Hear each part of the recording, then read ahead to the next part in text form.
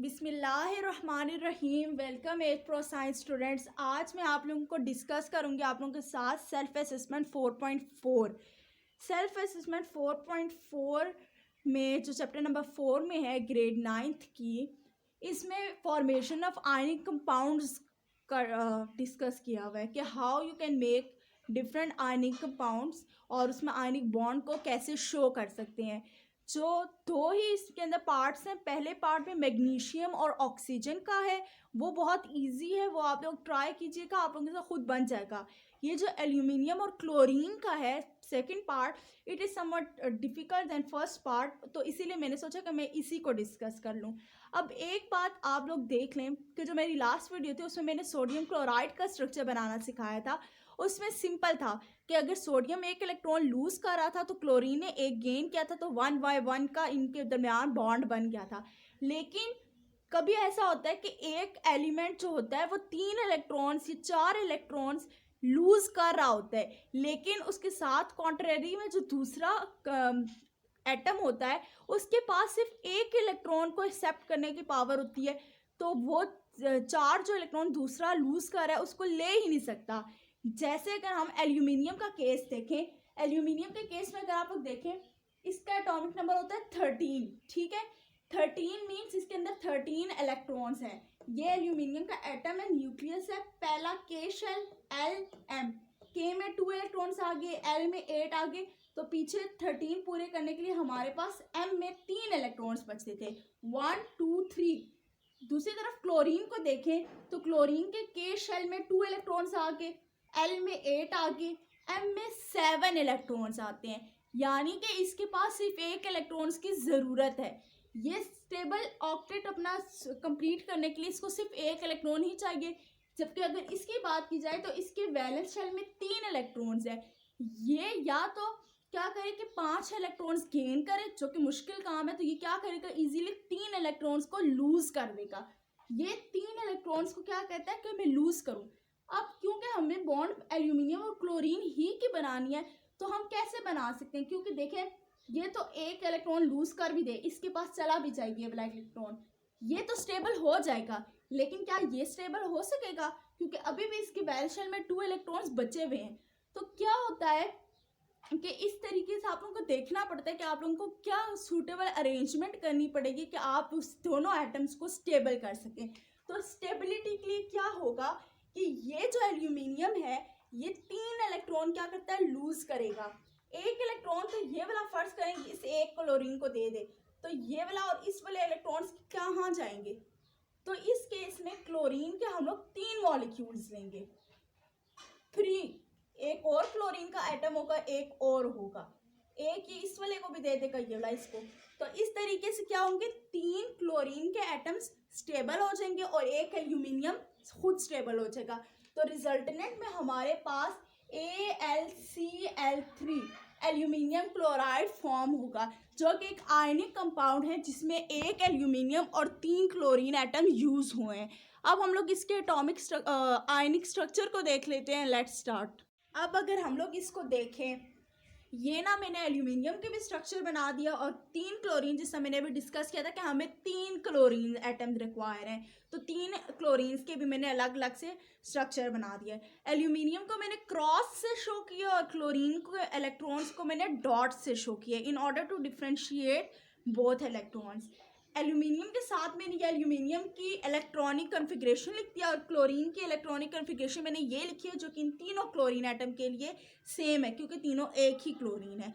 अब अगर आप लोग देखें तो एल्यूमिनियम के अंदर 1s2, पहले शेल में 2 इलेक्ट्रॉन, 2s2 2p6 यानी कि 8 इलेक्ट्रॉन, तो दूसरे शेल में 8 इलेक्ट्रॉन्स, 3s2 3p1 या 3p है, 3s2 3p1, तो तीसरे शेल में 3 इलेक्ट्रॉन्स, 1 2 3, ठीक है। क्लोरीन की स्ट्रक्चर में 1s2, तो क्लोरीन का मैंने यहाँ पे 2 इलेक्ट्रॉन्स बना दिए, दूसरे शेल में 6 7 8, तो 8, और लास्ट शेल में मैंने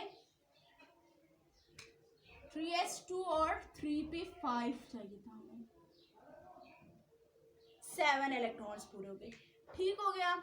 अब अगर देखें तो क्लोरीन के आउटर मोस्ट में एक ये इलेक्ट्रॉन है एक ये इलेक्ट्रॉन है और एक ये इलेक्ट्रॉन है।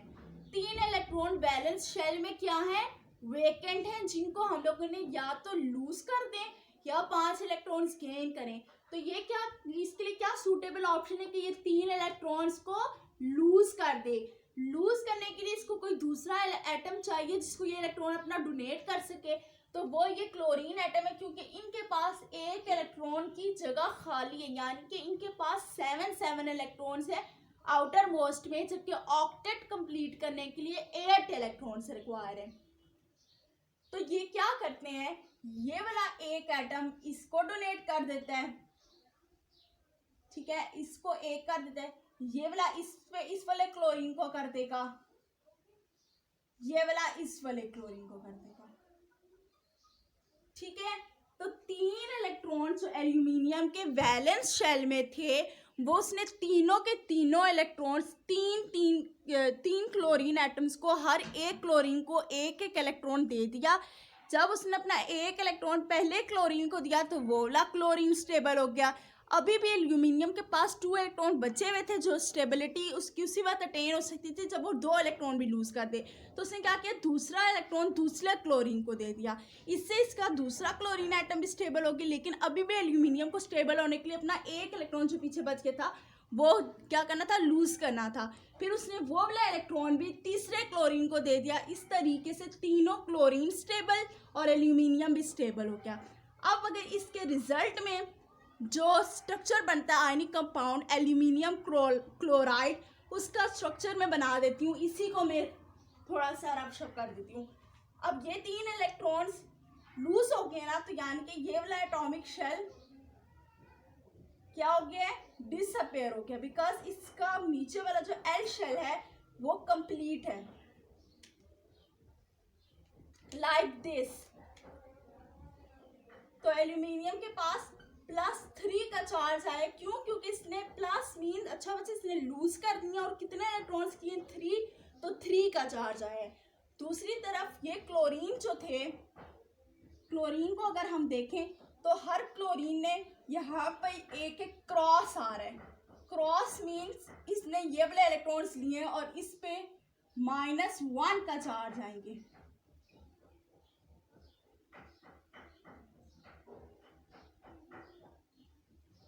-1 का चार्ज आएंगे।